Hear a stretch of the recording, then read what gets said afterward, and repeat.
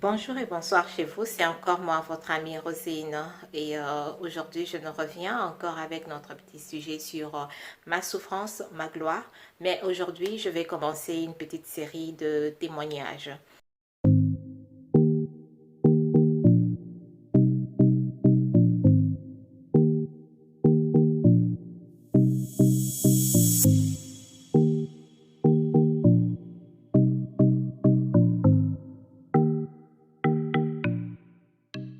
Et pour notre premier témoignage d'aujourd'hui, j'aimerais vous parler de ce que le Seigneur a fait dans ma vie et dans notre couple, dans mon foyer. Alors, il y a quelques années, je dirais plus de quand j'étais adolescente, je veux dire, il y a des années. Et à cette époque-là, je visais toujours de venir d'aller à l'étranger.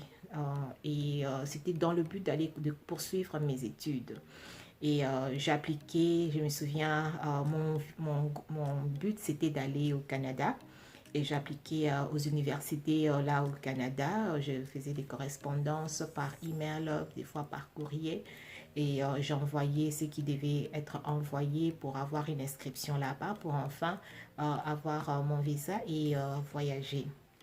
Et je fais ça pendant quelques années, hein, à peu près 2 ans, mais ça n'avait toujours pas abouti à ce que je désirais. Malgré cela, je n'avais toujours pas perdu ma vision et mon but de pouvoir quitter le pays. Et pendant ce temps, je m'ai débrouillée à faire quelques histoires et des occupations avant, donc juste quand je terminais mes études secondaires, je m'excuse. Et j'attendais de commencer l'université au Congo, mais en attendant, je m'ai débrouillée à de petites occupations. Mais c'est fait que pendant que je faisais ces démarches-là et tout, et mon intention ou ma concentration était toujours dans le but de quitter le pays. Un jour, je me suis vue dans un songe où j'étais en train d'entonner une chanson de louange.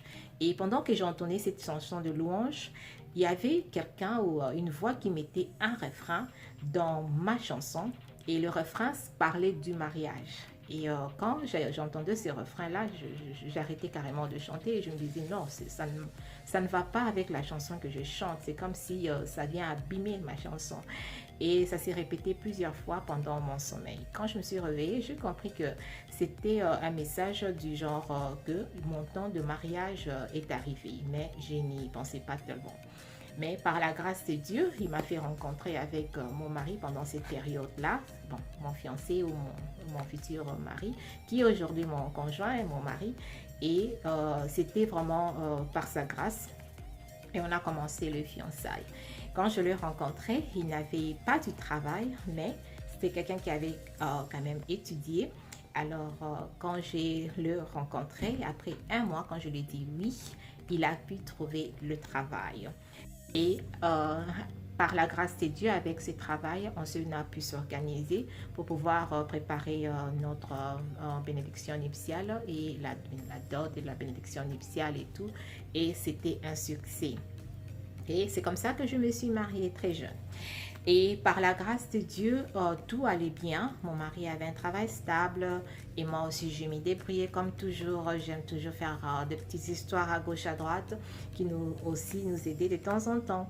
Et avec ça, puisque j'avais toujours ma vision de pouvoir quitter le pays et mon mari adhérait aussi à cette vision-là, on a commencé à jouer à la loterie. Alors, la loterie, pour ceux qui connaissent la loterie DV des États-Unis, alors on a commencé à jouer à ça pour pouvoir avoir le visa et venir aux États-Unis.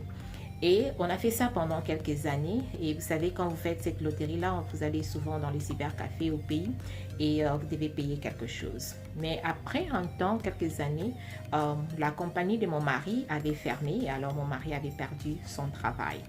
Mais en attendant, il cherchait toujours du travail et puis pendant quelques temps, il n'y avait pas de travail qui se faisait voir. Alors, on vivait que par la foi et nous attendons à Dieu à tous nos besoins.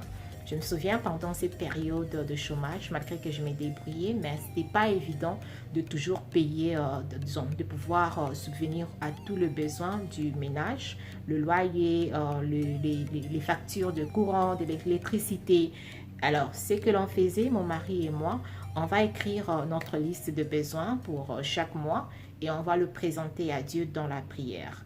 Et on met aussi les montants, c'est que ça va demander quoi. Et on va présenter à Dieu dans la prière. Et c'était ça notre pratique. Et malgré ça, on se débrouillait pour chercher des gauche à droite, mais seulement on ne mendiait pas. On faisait confiance au Seigneur et il avait toujours pourvu à nos besoins.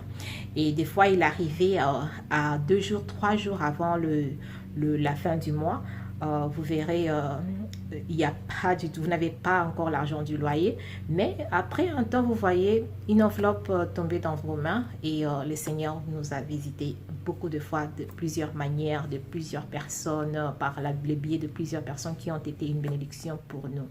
Et nous n'avions jamais manqué de quoi manger ou de quoi boire pendant cette période-là. Et je bénis aussi le Seigneur parce que pendant cette période-là, j'ai vu comment Dieu nous a appris à partager. C'est-à-dire, pendant que vous n'avez pas comme tel, vous n'avez peut-être que le minimum pour vous, mais c'est pendant cette période-là que j'ai vu beaucoup de fois, nous avons vu beaucoup de fois les gens que l'on connaissait et que l'on ne connaissait pas venir frapper à notre porte pour demander de l'aide. Je me souviens un jour, c'était vers 19h, j'entends quelqu'un frapper à la porte et nous dire que c'était un papa, un jeune papa, nous dire que voilà, je suis vraiment dans les besoins, chez moi il n'y a rien comme nourriture et je demandais dans le quartier, on m'a dit qu'il y a un serviteur de Dieu qui habite ici et je suis venue voir si vous pouvez m'aider avec quelque chose. Ma fille et toute la journée n'a rien mangé, du moins qu'elle puisse manger. Alors, ça nous avait tellement fait mal et je suis allée dans ma cuisine où je n'avais qu'un petit verre de riz et un peu d'huile, un peu de sucre ici, un peu de ça là-bas. J'ai dû prendre ça et diviser carrément en deux et je lui ai tout donné, j'ai donné tout ce que je pouvais donner et ça m'avait fait mal au cœur me disant, oh Seigneur, aide-le qu'il ne manque plus jamais à partir d'aujourd'hui. Et je voyais comment est-ce que le Seigneur nous apprenait que même quand vous manquez, vous pouvez toujours donner ce que vous avez. Parce qu'en faisant cela, on voyait comment Dieu suppléait à nos besoins miraculeusement par la foi. Et j'aimerais encore parler d'un petit, un autre jour. Il y a cette maman que l'on connaissait, dont le mari avait un travail, mais qui est venue toquer à notre porte juste pour nous demander quelque chose à manger.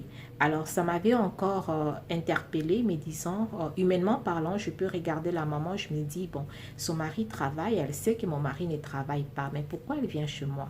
Mais je fais ce que je pouvais faire, je donnais ce que j'avais, et après cela, le Seigneur a continué encore à nous bénir. C'était juste cela, un peu, nous enseigner que nous devons toujours avoir ce cœur et cet esprit de partage, parce que la bonne volonté n'existe pas parce qu'on n'a pas, mais c'est parce qu'on a que l'on voit la bonne volonté. Donc, le peu que vous donnez là, le Seigneur voit l'état de votre cœur et il vous bénit en retour.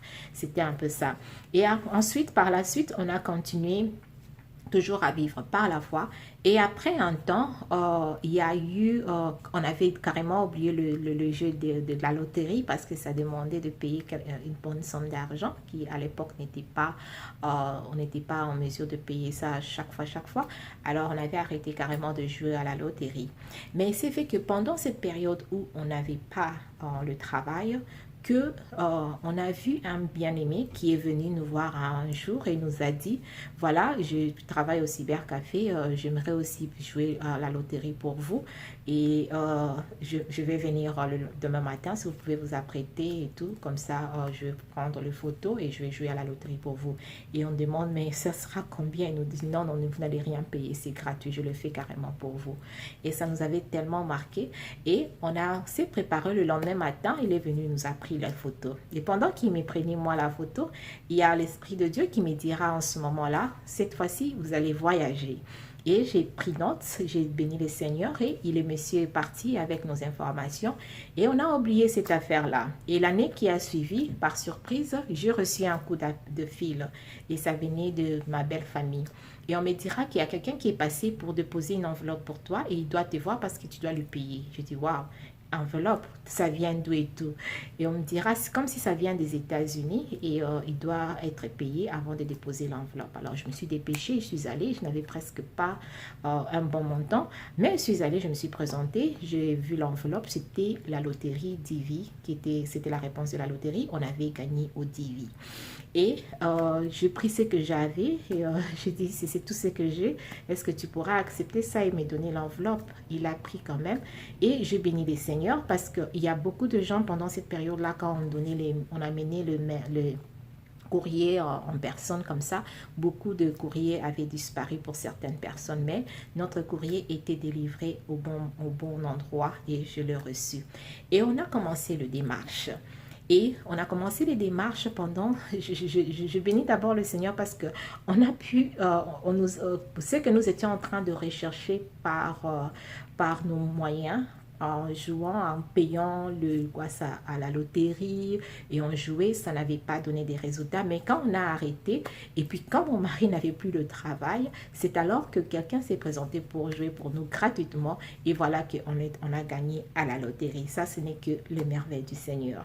Et quand on a joué, on s'est confié au Seigneur, on a présenté les dossiers devant Dieu, on savait que ça allait demander de l'argent, on n'avait pas encore de passeport, on n'avait presque rien. Et on devait réunir tout cela et on présentait tous nos besoins devant Dieu, lui donnant aussi les détails, ça va coûter autant, ça va coûter autant. Et ensemble avec mon mari, on faisait confiance au Seigneur.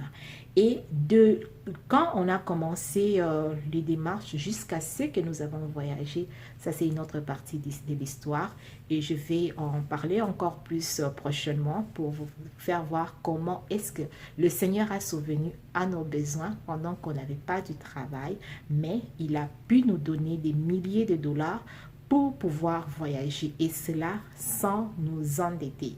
Alors, à la prochaine et j'espère que vous avez aimé cette petite vidéo. Merci d'aimer, de souscrire et de partager et à la prochaine. Merci.